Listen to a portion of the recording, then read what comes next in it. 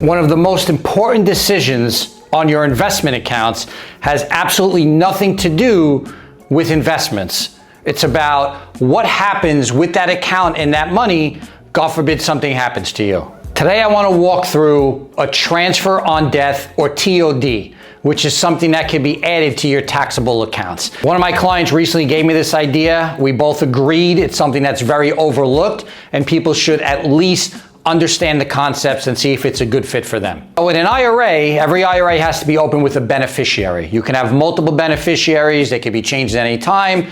But really quick, if you don't already know, a beneficiary is attached to the account. If God forbid something happens to you, it's who's inheriting your money. Who is that IRA account going to? A transfer on death is for taxable, individual taxable accounts. You can attach a TOD to that account.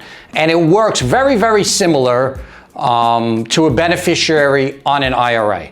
And the whole thing is, if you want control and you want your money to end up exactly where you want it to go, then a TOD account might be a good fit for you. So I'm going to walk through, we just told you what it is. I'm going to walk through the benefits of it, and then I'm going to give you not the cons, but just some things that you should be thinking about, because like everything in financial planning, it's not a one size fits all, and just put a TOD on every account. Certain situations I would actually say I would avoid putting a TOD on that account. But the pros, the biggest one is it avoids probate.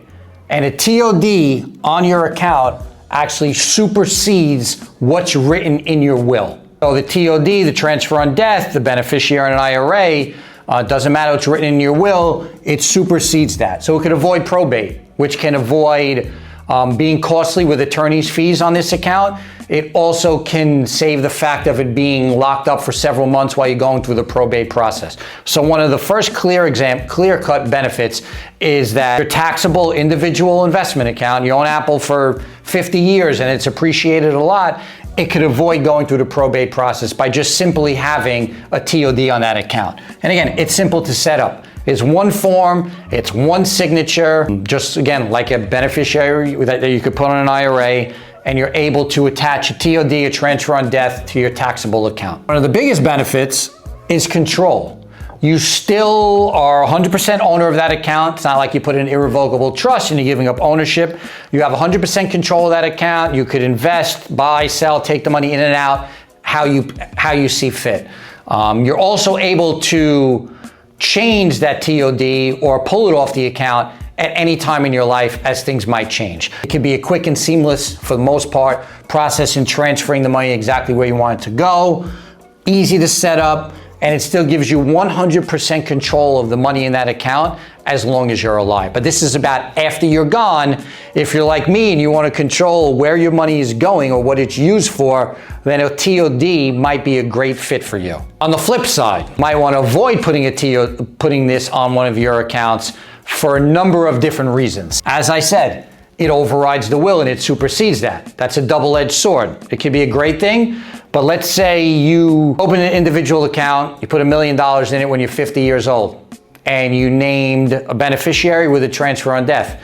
And then in your 70s, you go and things change, life happens, and you change your will. Changing your will doesn't mean that the TOD is off your account. You have to be conscious of it, and that's why you have to constantly review your estate process. Overriding the will is a great thing, but also remember that it does override the will, and don't overlook that. You want to make your kids the beneficiary, and maybe they're 14 years old or 9 years old, and they can't fully accept and manage the funds in that account. You might not want to put the TOD on there. Another one, which is something about, let's say you have 2 kids. Let's say one is bad with money. You might not want them getting a lump sum of $500,000, $1 million, $2 million the day you pass away, knowing that they might sabotage it. Not because they want to, but maybe they're not the best at managing money. So you might want the money to go to them, but you might not want to go to them in one shot in a lump sum. That could be another reason why you avoid it. Maybe you have kids or other loved ones that have special needs. So in this situation, it might be better to look at setting up some type of trust for these assets to pass into or to go into now. Key is always stay on top of things. Understand everything that you're able to do. Update it when it's necessary. That's why it's important to make sure your TODs are working in conjunction with your estate plan.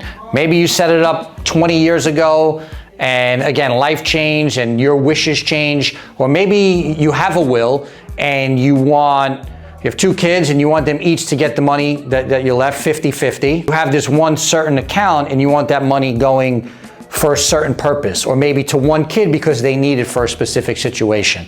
So there's all types of reasons of why or why not you might want to use transfer on death with your estate plan and with your will that you have set up. So although it overrides it, use them together to make the best decisions. But if you're crystal clear on exactly who you want to receive your money, just having an individual taxable account without a TOD, we think could be a mistake, and it's worth adding it to your account. So a transfer on death, like every tool, is only as good as how you use it. Hopefully this gives you some of the concepts, certain things to think about. If you have any questions, as always, please reach out to us. We're always here to help.